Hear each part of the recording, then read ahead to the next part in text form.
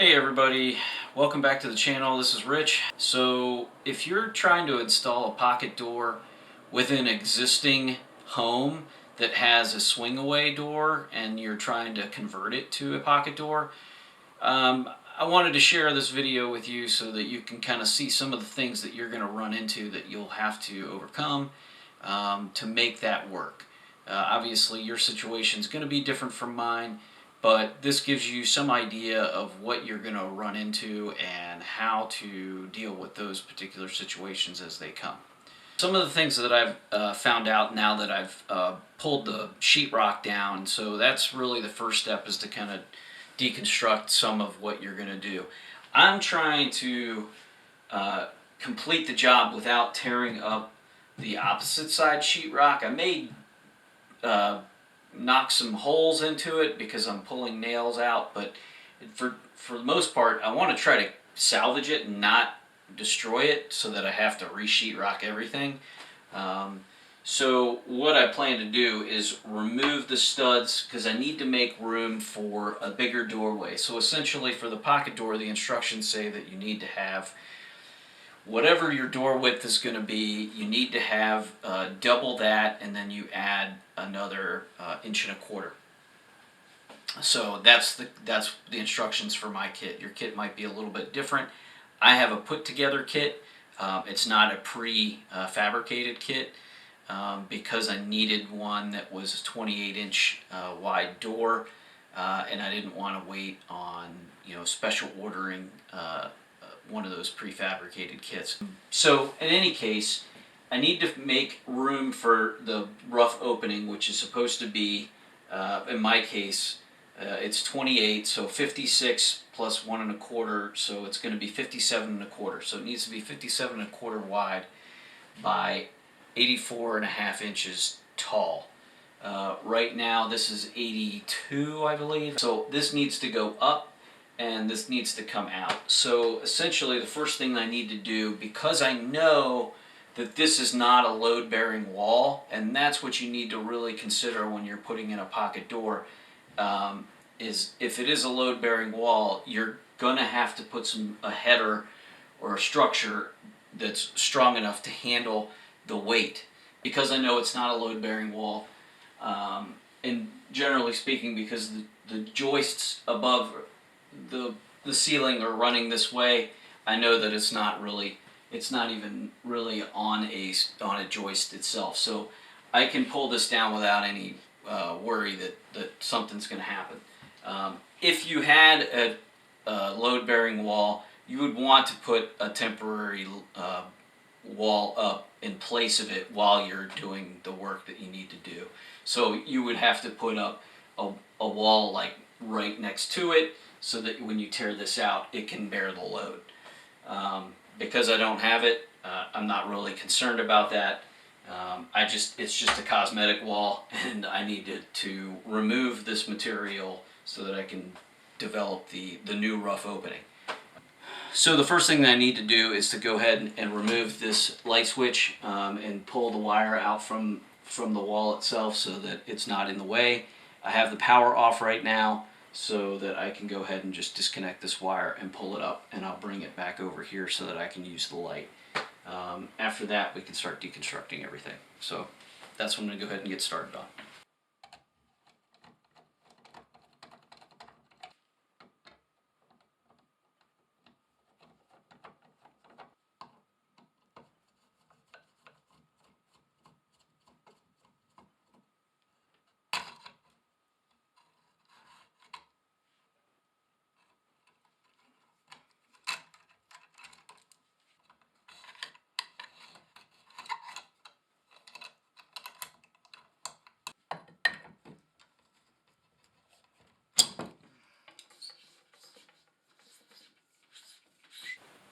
So to go ahead and start removing some of this material is going to require basically a Sawzall. So what I'm going to do is I'm going to take the Sawzall and a reciprocating saw, whatever you want to call it, and cut the nails that go across this stud, and the same thing for this one, so that it separates the sheetrock from the stud itself, so you can pull the stud out without messing up the sheetrock on the other side. And then I'm going to cut the nails, the nails there and the nails up above from the ridge plate to be able to pull the studs out.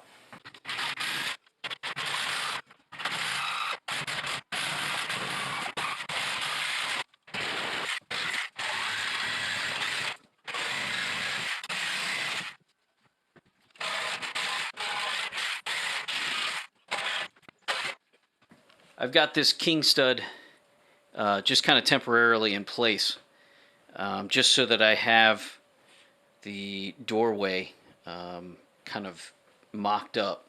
So I need to cut a piece that's actually tall enough to have the header go across. But for right now, I just want to have this in place so that I can measure the distance of the rough opening. So from that point, I have a reference to 57.25 inches, so that I know where to cut this, the bottom plate of this wall.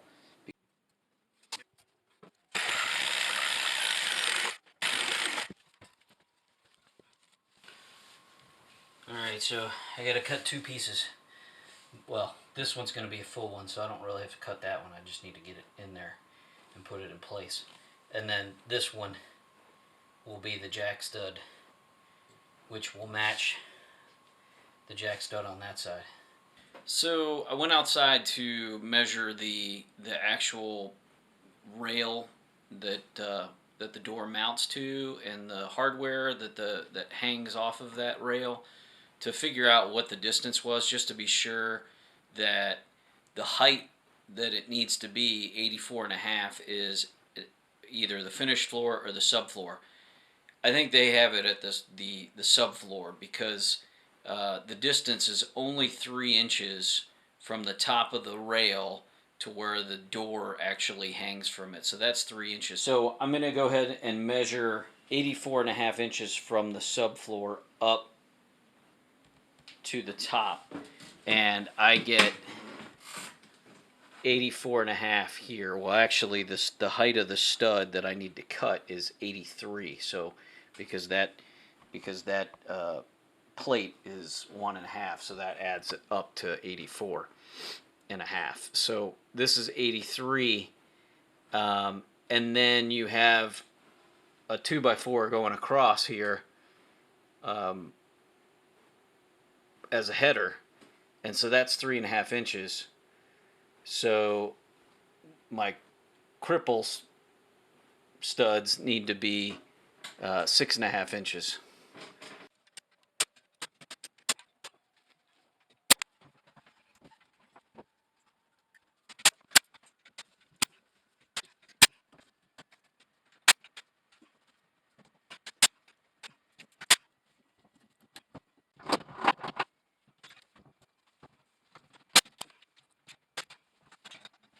So in theory, the header should be essentially added 3 inches, because there's 1.5 inches here and 1.5 inches here from the 157.25. So it really should be 60.25, but I want to measure it just to be sure now that I got it up.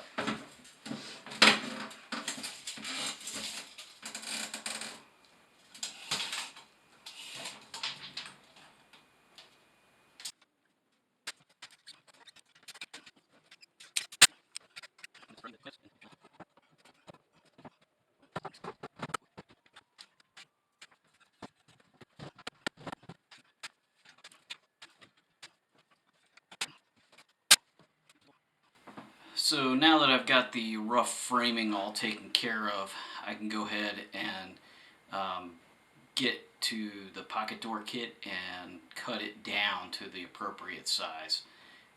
My kit was, it starts out as a 36-inch door kit, and then you actually need to cut it down manually to fit any door smaller than 36. So it goes all the way down to, I think, 20 or 22, something like that. So we're going to cut it down for a 28-inch, and so that's the next step. Let's go ahead and open up this kit, and I'll show you what's inside, and we'll go ahead and start making the adjustments that we need to. So I already pre-opened this up because I wanted to review the directions, but this is what comes with it. So you get your slats, and these are kind of like the replacements for your wall studs, and they have wood on one side and metal, like a metal C-channel on the opposite side. They give you your bag of hardware, an extra bracket, some screws, and the door stop. So this is all the materials that you're going to need to install it. This is the actual header frame, and as it's purchased, it's good for a 36-inch wide door. If you have a smaller door, it provides cut marks for the various size doors depending on which one you have, and you have some cut marks here as well to make those adjustments. It also gives you instructions for how to cut it if you have an odd size door. In my particular situation, I have a 28-inch door that I'm using, so I'm going to be cutting on both sides of the strip at the 28 mark, being careful not to cut the actual aluminum channel. And then I'll also need to cut at the 28-inch mark, and being careful not to cut the channel. Once I have those cut off, then they say to take a measurement from this end over 2 inches. So make a mark at 2 inches, and then you want to cut the channel off at 2 inches so that you have a space here to be able to put this bracket in place so that this mounts to the jam studs. So to cut this down, you're going to need either a hacksaw. So I brought a hacksaw just in case to do it by hand. I have my reciprocating saw with a wood blade and also a metal blade so that I can do it either or.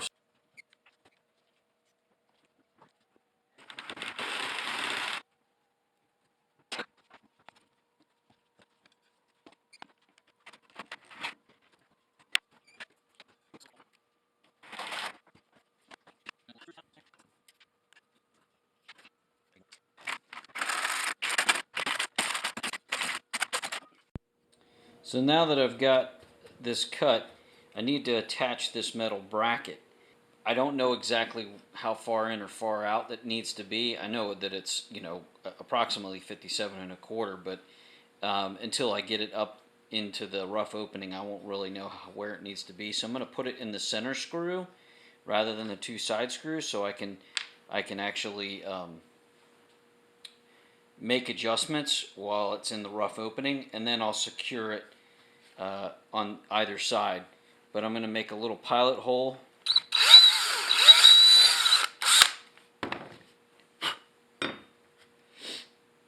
and then go ahead and secure it with the screw. One for now.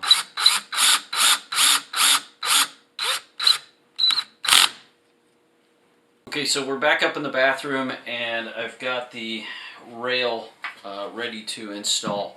And what they say to do is that you want to measure up from the floor up 80 inches, so the height of the door plus 1/8 of an inch. And they want you to go ahead and put a couple of nails in on each side. And so you're going to put a nail in the center of the stud at that measurement, so that you can hook this part of the rail onto that nail. And then you're going to do one on the other side, and you measure up the distance of the door plus 1/8 of an inch, and that gives you the 1/8 of an inch that you need gap from the base of the door. I'm having to calculate a little bit to make sure that I have enough gap because my finished floor is not complete at this point. But in any case, if you have a finished floor, you'd be measuring up the distance of the door plus 1/8 of an inch, to get enough gap so that you're not touching. If you make a mistake on this, obviously there is some adjustment on the actual wheels of the track so that you can adjust the height of the door. Um, there's a little bit of adjustment. It's probably about a ½ inch, so there's plenty of room to move it up and down. But you know, in the worst case scenario, you can always cut the bottom of the door off if you need to, if it's too low. That's not ideal. Obviously, you want to do your calculations appropriately so that you don't have to do that, but there are ways to get around it if you're still in rough construction time. So at this point, I've calculated what I needed to go ahead and put a nail up. I know that this is level, but I want to make sure that I have it level. I'm not just measuring up, because there's always differences in the height of your floor, and if you just measure up 80 1/8 and 80 1/8, that doesn't necessarily mean that you'll be level. I want to make sure that it's level, because that will really impact whether or not the functionality of the door works. Because if it's not level, you're going to have problems. The door's always going to want to stay shut, or it's always going to want to stay open. So you want to make sure that at this stage you're getting the rail itself in a level state.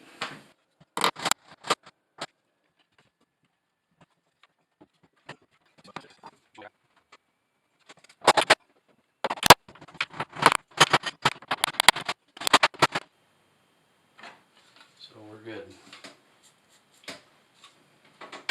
Now we just need to put the straps in place.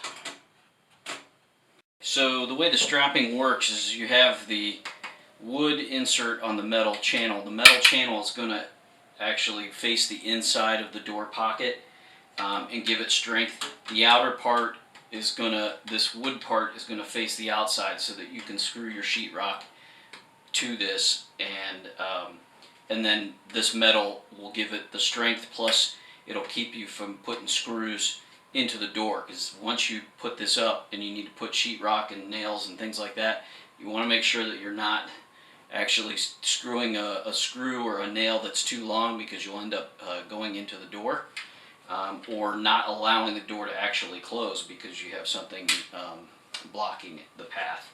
So what you want to do is go ahead and put one of these brackets that they have, and these are secured to the floor, and it has two places for either nails or screws. I'm going to put screws. I'm not sure whether they didn't really specify, but I'm just going to put some construction screws into the ground to keep it strong. And there's a section where there's no metal, and this is the top. It's because you're going to nail the top up here. You're going to nail it to the railing itself, and then on the bottom you're going to take this strap and you're going to fit it into place like that, and then one on each side. Actually, it's going to be like this, so it's like that, and then one on the opposite side. And then you're going to screw this to the floor and nail it to the top. The first one you want to put up right up against where the end of the framing of the rail is, and then you want to go ahead and make sure that you got it level. So I have put a level on this, and I know that it is right where it's at is perfect. So it's ready to nail at the top and then screw at the bottom, and then I can put the other strap in. Rather than use the nails, I think it'll be easier for me to screw through this. So I'm going to use some screws that I've got. Obviously I'm modifying what I have.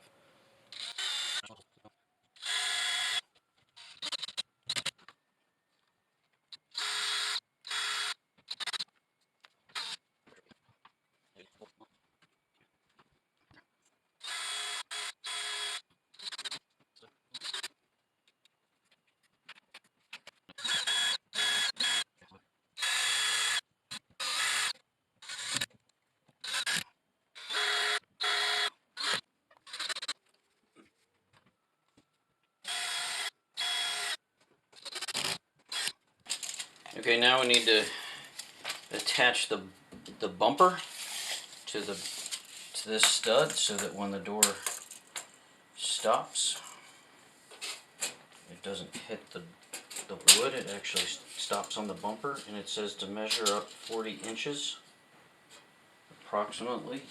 I'm just going to make a little mark at 40 inches.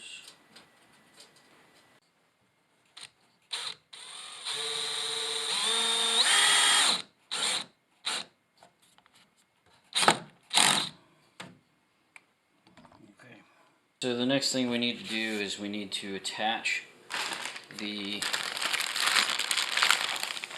brackets to the top of the door so that we can hang the door and test it out and make sure everything's working properly. So these are the screws that they give you for that, and they say to just bring them in at least 7/8 of an inch, which I'm definitely going to do that because 7/8 is putting me right on the seam of that, so I don't really want to do that anyway.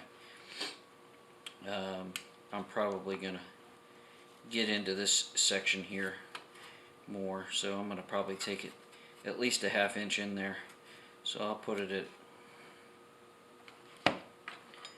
we'll just go 1 1/2 in.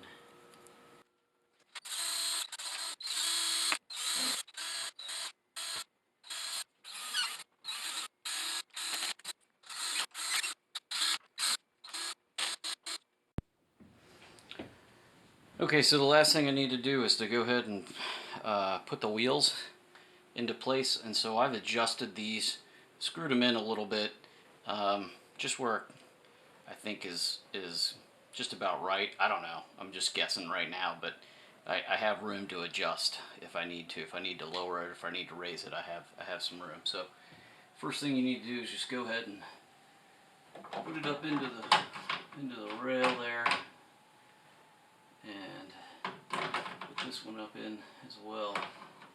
And what we need to do is just try to get it to where it slides into that spot, and then there's a secure little plastic clip that secures it into place. These little clips right here secure it into place on the opposite side once you hook it into place there, and keep it from falling down.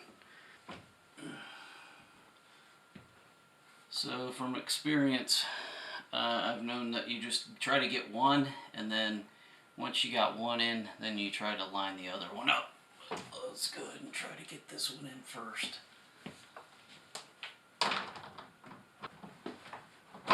There's one.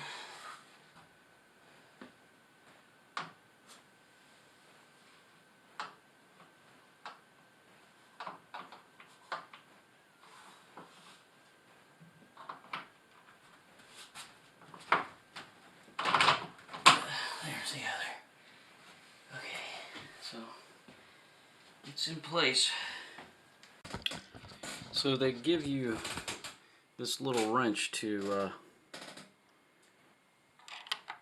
adjust the nut. You can turn it, and I'm just about to the top of adjustability. I can do this one a little bit. Okay, that's tight. That's it. That's as high as it's going to go. So here's the finished pocket door. It's fairly complete. The only thing that, obviously needs done is to secure the sheetrock on the opposite side and put a new piece of sheetrock on this side, and then apply the jams to the pocket door side. So there'd be a 1/2 inch jam here that you'd run all along this side, and you'd screw it in various spots, and then you'd have to putty over it to cover it up. And then you would put a piece of header trim at the top to kind of cover up this hardware so that you don't see that. And then you have a finished jamb on the latch side, and you would shim that out to make it fit appropriately, and those jambs will cover up the gap that you see here now. So since I'm still in the rough framing process of this bathroom remodel, this is about as far as I'm going to go with the pocket door. You know, if you like this video, please subscribe to my channel or leave me a comment below. In any case, until next time, I'm signing off for this one. All right, take care, everybody.